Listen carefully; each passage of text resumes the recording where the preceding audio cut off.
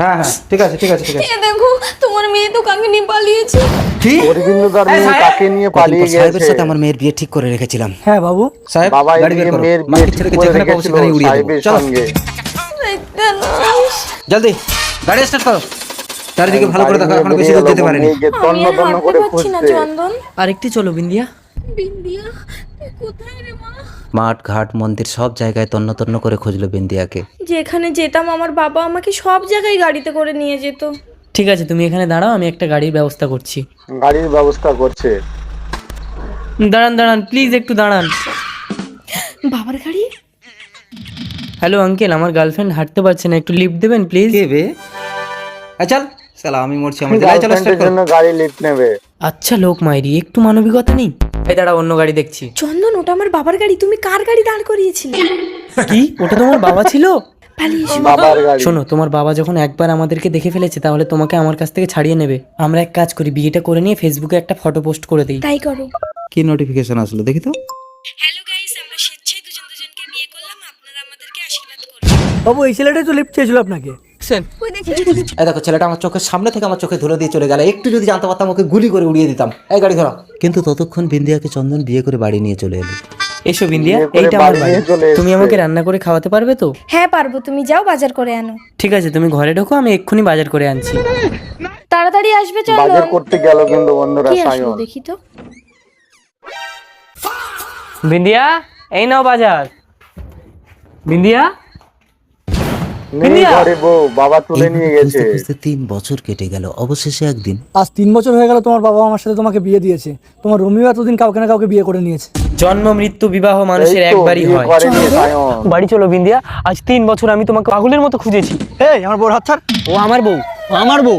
ওই কি হচ্ছে এখানে? দেখুন না স্যার, আমার বউর হাত ধরে রাস্তায় হেনস্থা করছে। না স্যার, বিন্দিয়া আমার বউ। না স্যার, আচ্ছা ঠিক আছে, বিন্দিয়া তোর বউ, তোর কাছে কি প্রমাণ আছে? আমার কাছে স্যার কোর্টে রেজিস্ট্রি পেপার আছে, এই দেখুন। কই দেখি। কোর্টের হ্যাঁ, তাই তো, registry paper। একদম কোনো কথা হবে না। আর তোর কাছে? আমার কাছে এই দেখুন স্যার, আমি ওর আগে বিন্দিয়াকে বিয়ে করে সোশ্যাল মিডিয়ায় ফটো পোস্ট করেছি। হ্যালো গাইস, আমরা স্বেচ্ছায় দুজন দুজনকে বিয়ে করলাম, আপনারা আমাদেরকে আশীর্বাদ করবেন। তাই তো, এই যে তুমি 3 বছর আগে এই ছেলেটার সাথে স্বেচ্ছায় বিয়ে করে এই কথা কোর্টের কাছে গোপন করে এই ছেলেটার সাথে আবার ম্যারেজ রেজিস্ট্রি করলে কেন? না স্যার, আমার বাবা আমাকে জোর করে এর সাথে আমাকে রেজিস্ট্রি করিয়েছে। বাবা তার মানে জোর তুমি করে চন্দনকে registry এখনো চাও? করিয়েছে। হ্যাঁ স্যার। আর তুমি কি বিন্দিয়াকে নিয়ে সংসার করতে চাও? হ্যাঁ, স্যার। ঠিক আছে যাও। বিন্দিয়া, এই কোর্টের চোখে ধুলে দিয়ে পরের বউকে জোর করে ম্যারেজ রেজিস্ট্রি করা? চল তোর 2 শ্বশুর জামাইকে জেলে বসিয়ে যত্ন করব।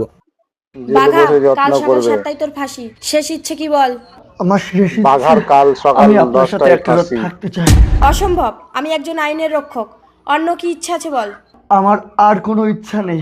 আপনাদের সংবিধানে যদি ইচ্ছা পূরণ না করে কারোর মৃত্যুদণ্ড দেওয়া যায় তাহলে আমার ফাঁসি দিয়ে দিন। ঠিক আছে, আমি এই পোশাকটাকে ভীষণ বাঘা সম্মান এই করি। তাই মহিলাদের আমি এই সঙ্গে রাত পোশাকটা পাল্টে কাটাবে, আসছি। এটাই ওর ইন্সপেক্টর ইচ্ছা। প্রতিজ্ঞা একজন অপরাধীকে শাস্তি দেওয়ার জন্য ডিউটির বাইরেও নিজেকে বলিদান দিতে প্রস্তুত হলেন। কিছুক্ষণ পর দেখেছিস বাঘা, এই স্বদেশ ঘোড়াইয়ের সাথে পাঙ্গা নেওয়ার পরিণতি? কাল সকাল 7টায় তোর ফাঁসি। তোর মতো দেশদ্রোহীকে বিনাশ করার জন্য আমার মতো বাঘা যুগে যুগে জন্ম নেবে স্বদেশ ঘোড়ায়। যুগে যুগে জন্ম জন্ম নেবে। কেন রে, তুই কি বিয়ে টিয়ে করেছিস নাকি? হ্যালো, হ্যাঁ মেয়েগুলোকে বিদেশে পাচার করে দে। ঠিক আছে, আমি এক্ষুনি আসছি। স্যার, চলে এসছে ইন্সপেক্টর মহিলাটি। প্রতিজ্ঞা, তোমার ইউনিফর্ম কোথায়? যাই হোক, বাঘাকে কাল সকাল 7টার মধ্যে ফাঁসির মঞ্চে পৌঁছে দেবে, ঠিক আছে? স্যার। কিন্তু মনে রাখিস বাঘা, এই খবর যেন কেউ না জানে।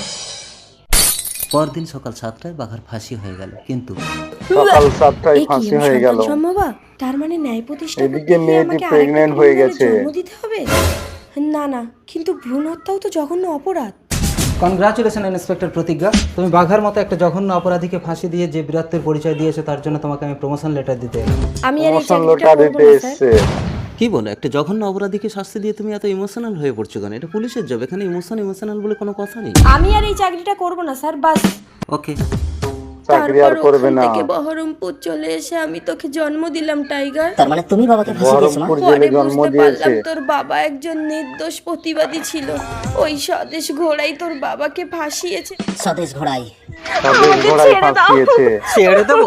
এই স্বদেশ ঘোড়ায় মেয়ে পাচার করে। কি ওটা? টাইগার। এবার তুমি যেতে পারো। আমি কোথায় যাব? এই শয়তান তো আমার বাবা মাকে মেরে ফেলেছে।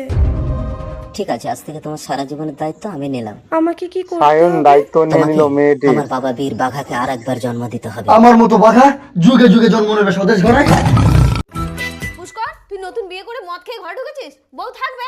বৌমা তুমি কিছু বলো না কেন? আমি ওকে বারণ করে মদ খেয়ে ঘরে ঢুকেছে। শোনেন।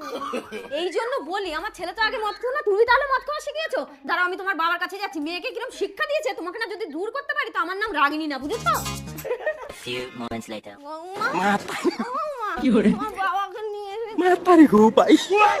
এই সঙ্গীতা, তোমার বাবার আক্কেল লাগা ওর মাকে মদ খাইয়েছে। তা কি করে মাকে মদ খাইয়ে নিয়ে এসেছে। এটাকে মদ দিয়ে আপ্যায়ন করে।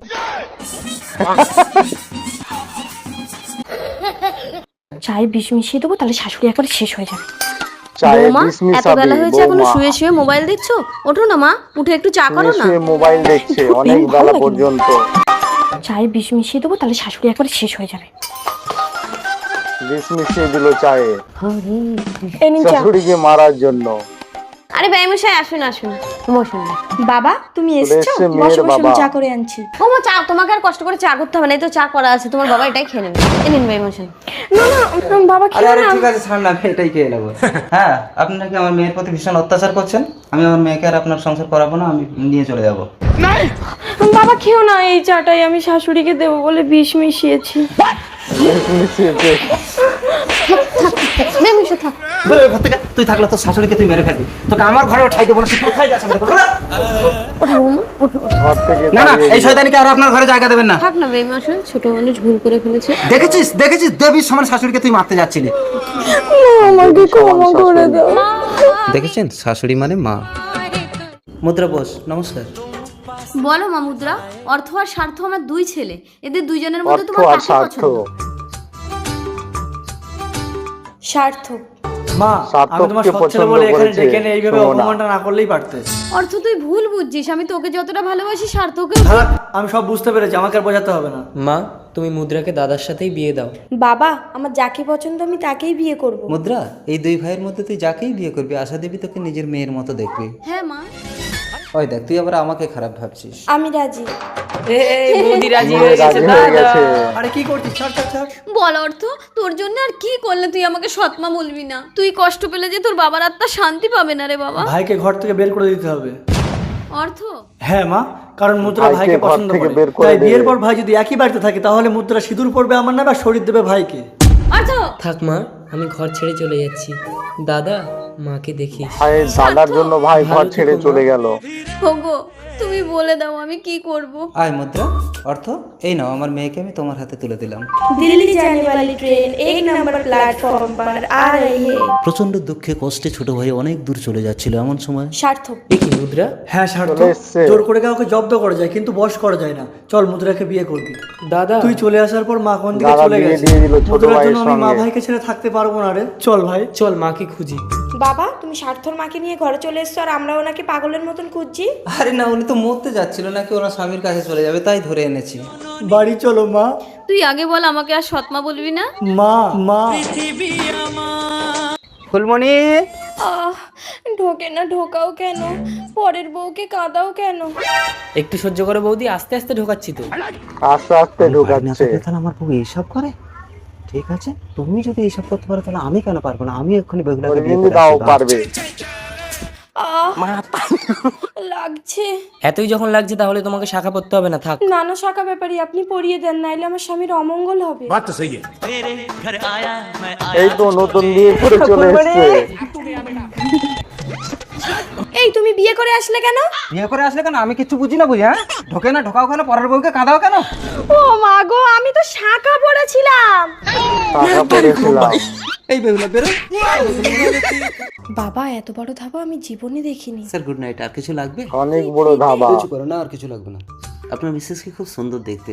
স্যার, স্যুপ খাওয়ার জন্য তো দুটো বাটিতে দুটো স্পুন দিলাম, আর একটা স্পুন কোথায়? কি বলেন, দুটো দিলে দুটোই একটা থাকবে? আপনি স্পুন তাহলে লুকিয়ে একটাই নিয়েছে। দিয়েছেন। না না স্যার, আমি দুটো স্পুন দিয়েছিলাম। If you don't mind may I check you? Of course, stand up. একটা ভদ্রলোকের গায়ে হাত দিয়ে আপনি এভাবে চেক করতে পারেন না। পারি না, বাট আপনি পারমিশন দিয়েছেন। বৌদি আপনি আসুন, বেরিয়ে আসুন। আরে কি করছেন? ছেলে হয়ে মহিলাকে চেক আরে করছে দাঁড়াও, বন্ধুরা। বুঝতে হবে তো। এই তো, কি এটা দেখি? এই তো কোথা থেকে বের করে নিল দেখো। একদম কাপড়ের ভেতরে ঢুকিয়ে নিয়েছে। কোথা থেকে এইসব ছোট লোকগুলো চলে আসে কি জানি। গায়ে এমন একটা কাজ করলে পরপুরুষ গায়ে হাত দিল, ঘরে চলো। দেখলেন গ্রামের সহজ সরল সাধারণ একটা মেয়ের চরিত্র, কেমন লাগলো প্লিজ কমেন্ট।